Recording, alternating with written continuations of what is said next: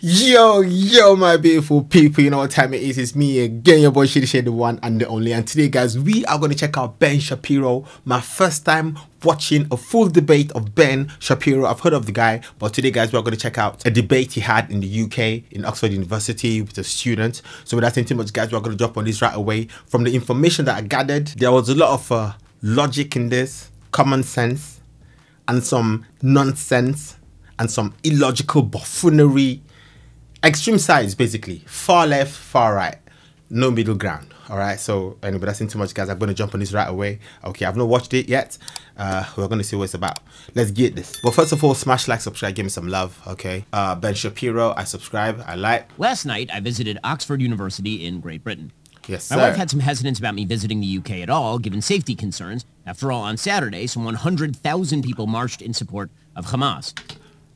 Trust me, every weekend, every Saturday, to the point where within certain hours, we don't go to certain areas because we just allow people to go march and do their protests. So I know what you're talking about, bro. I know what you're talking about. There's been a lot of marches. I'm not against any side. Actually, disclaimer, guys, I have no agenda. I'm not taking sides. I'm only on the side of logic, facts, and common sense. Let's go. Anti-Semitic hate crime is apparently up 1,350% in London over the last few weeks. Imams shout in Nottingham, "O Muslim, here is a Jew behind me, kill him." But we felt that it was important, particularly at a time when the West seems unsure of its moral qualifications to condemn absolute evil in the form of Hamas, to go to Oxford. After all, Oxford is a 1,000-year-old institution, one of the chief intellectual lights of the West. If we in the West lose Oxford, it's a good indicator the West as a whole is in trouble. Trust me. I'm here to report the West is in trouble. The university itself is gorgeous. It's a monument to the greatness of mankind. The architecture is magnificent. The history speaks from the walls, from Churchill to C.S. Lewis, from 1096 to 1945. But the institution itself has been honeycombed with people who are in full support of Islamic terrorism. My opening remarks last night focused on the West's shyness about its own values, its failure to recognize that not everybody thinks like Westerners do, and the consequent importation of people who believe that the West is actually deeply evil. To be honest, actually, I've noticed that a lot of people in the Western world don't think like the Western people, and they come here and they don't want to accept the Western ways. I found that out. Even a lot of people among my people, even when I came, there was a way that people tried to indoctrinate us, and then a person like me, I ask questions. I'm very curious. I want to know why, and why. And I think that is what is lacking in this generation. People need to ask why. Just ask why. Understand why things are done a certain way. Don't just accept things. Don't be a sheep. All right? The next thing that came to my mind is be a goat. But don't be a goat either. All right? Be a human being. Be smart. Use common sense. Common sense. It's in here. Those remarks were borne out in the actual event, when student after student approached the microphone to offer a bevy of morally obfuscatory arguments in support of Hamas. The most common was the clearly specious and horrible argument that Hamas, burning babies alive in their cribs, raping their mothers, shooting them, and torturing fathers, was somehow morally equivalent to the Israeli Defense Forces targeting terrorists while attempting to minimize civilian casualties. When pressed, however, student after student admitted the real goal, the destruction of the state of Israel, entirely. Okay. The rest of it was all just hot air. Here's just one example of an exchange I had with a young Muslim woman. Obviously, she was Muslim. She was wearing hijab, for those who can't see the clip. Here it is. Okay.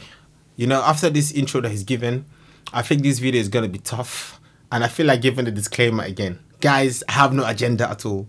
I'm not taking any sides at all. Okay. I'm for the side of facts, logic, common sense, and humanity. Let's leave it at that.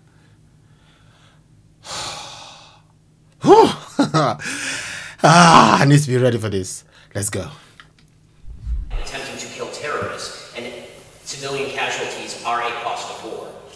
That is just a reality of life. During World War II, there were 70,000 Brits who died during the Blitz bombing, and there were 2 million Germans who died, civilians who died during World War II. And I don't see a lot of monuments in Britain because of the 2 million civilians who died in Germany. The costs of war are brutal, they're terrible, they're horrifying. There's a vast difference in moral scope between deliberately going into a civilian area and murdering everyone you can find and trying to kill a terrorist who is deliberately hiding beneath a civilian area, hiding their rockets in civilian areas, starving their own people. And there is a vast difference. Okay, so now I get to ask my question if you don't mind. So I'm going to let you know that when it comes to facts about this war, facts, I don't have all the facts. I tried to look into it. There's just so much to research into this, okay? But what he's saying, there is some logic in it. He's talking about collateral damage. So collateral damage as opposed to intentionally targeting civilians. So that is the point he's trying to make. Going into a civilian area and murdering everyone you can find and trying to kill a terrorist who is deliberately hiding beneath a civilian area, hiding their rockets in civilian areas, starving their own people.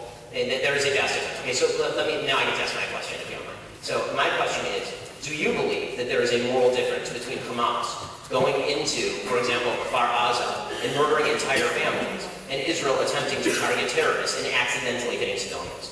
Israel is effectively doing the same because Gaza is the most densely populated region in the world. There are 15,000 people per square mile. So does Hamas get immunity because they're there? So Hamas gets immunity.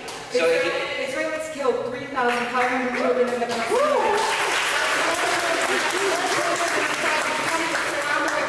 Okay, from this applause, you can tell that majority of the people there are in support of her. But let's carry on. I'm here to listen to the logic in this whole debate. So just to be clear, your logic is that if you're a terrorist group located in a densely populated community, you hide behind civilians, you're never immune. Where are the children meant to go? So you're immune. Okay. That's Where why I are they mentioned meant to go? you mentioned, but okay. You're immune. Your logic is that if you're Hamas terrorists. Sorry, since 2005, 23 out of every 24 conflict deaths have been Palestinian.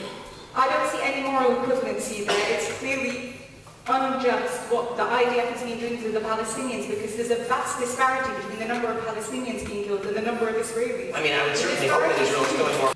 Wait, so she's comparing the number of casualties. She's not comparing the tactics, the number of casualties. Okay. I'm trying to sift out the whole logic in this conversation. Okay, because for me, I'm on the side of fact and logic, like I said like 1,000 times already. Let's go. Sorry, since 2005, 23 out of every 24 conflict deaths have been Palestinian. I don't see any moral equivalency there. It's clearly unjust what the IDF has been doing to the Palestinians because there's a vast disparity between the number of Palestinians being killed and the number of Israelis. I mean, I would certainly hope that Israel is going more. I'm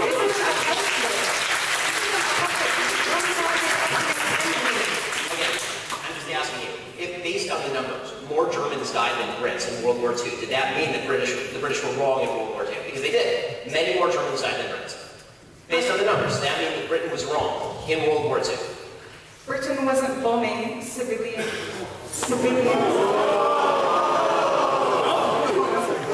Okay.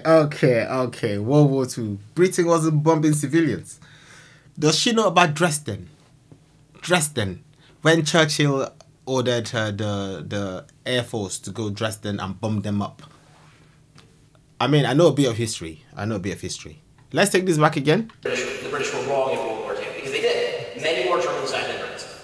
Based on the numbers, does that mean that Britain was wrong in World War II? Britain wasn't bombing civilians. She doesn't know. You should talk to people in Dresden, but you can't use it. There's a clear difference. I agree that war is horrible, but this is not a just war. What Israel is doing is not a just war. There's a difference between fighting the Nazis. So it's not a just war today. It's not a just war. When you fight a war against people who murder 1,500 of your civilians, take 233 of them at the last count, captive into tunnels, it is not a just war to liberate them. Israel has been killing civilians for the past 75 years, and there was no headlines about it, and there was nobody said that the Palestinians were Israel does just not purposely kill civilians. Palestinian terrorists do. If Israel puts down its guns tomorrow, there will be a second Holocaust. If the Palestinians put down their guns tomorrow, there will be a Palestinian state. That is the reality. And let me ask. So he said if the Palestinians put down their guns, there's going to be a Palestinian state. Let's take it back. If the Palestinians put down their guns tomorrow, there will be a Palestinian state. That is the reality. And let me ask you. Okay. He's made a point. The last question, the same question I asked her. Which part of Palestine is occupied? The entirety of Palestine. But I'm not once again, this section of I appreciate you expressing your full genocidal intent with Jewish people living within your state that is not apartheid. You can have a state where all citizens have equal rights. Jews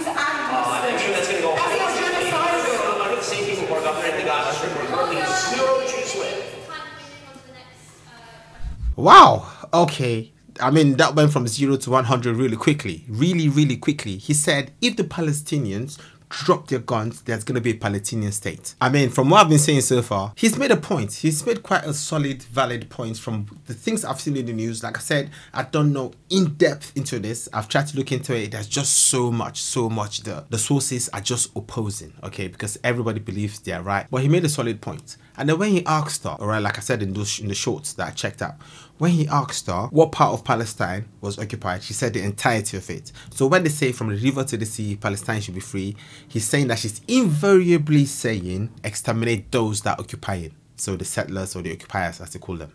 I will point out here that just for the sake of the fact, there is a state in the Middle East where Jews and non-Jews have equal rights. That would be the state of Israel, where 20% of the population is Arab Muslim.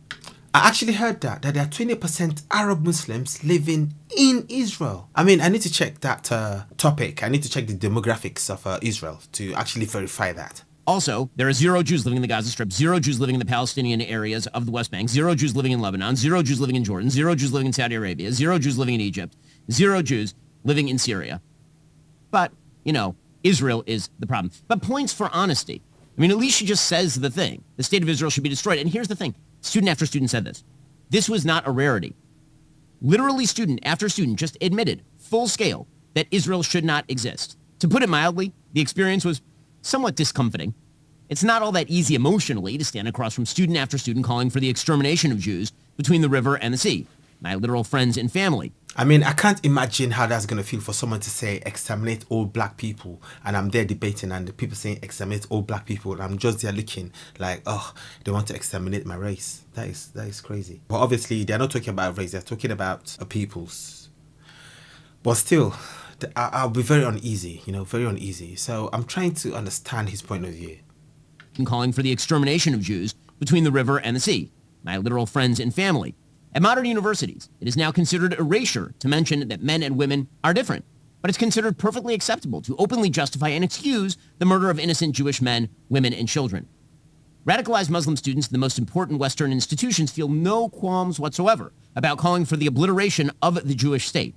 Anti-Semitism runs rife in these halls, obviously. And what's even more disturbing is the tolerance with which it is met.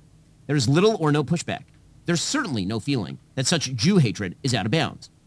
And that's why the West is in trouble. As I said last night, in 1933, the Oxford Union Society infamously voted 275 to 153 for the proposition, quote, "This House will under no circumstances fight for its king and country." That pathetic statement, which became known as the so-called Oxford Oath, gave aid and comfort to the enemies of the West. It reportedly led both Hitler and Mussolini to the conclusion that the British were internally weak and thus prey for aggression. The modern version of the Oxford Oath is what we see today in the West. The belief that the values of king and country aren't worth defending in the face of a muscular form of Islam that seeks the total obliteration of its enemies.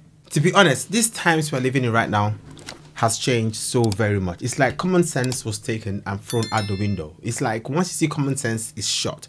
Right now, common sense is like a gem. It's like a jewel. It's so rare. And when people seem to apply common sense, it's like they get the stick for it. I'm trying to make sure I balance my views as much as possible because I'm trying to make people understand that I'm here for the facts. I'm here for the logic. If you're on the pro-Palestine side, you can send me your videos. I'm going to check them out with a very open mind because I look for logic. I sift logic. I filter it out to see how does logic apply in this. And also the Israel videos, I'm checking them out. Even though I'm a Christian, I'm very unbiased. For those that know me, I'm very unbiased. I don't like taking sides. I like logic. Even in Christianity, even when pastors tell me things, I don't take it.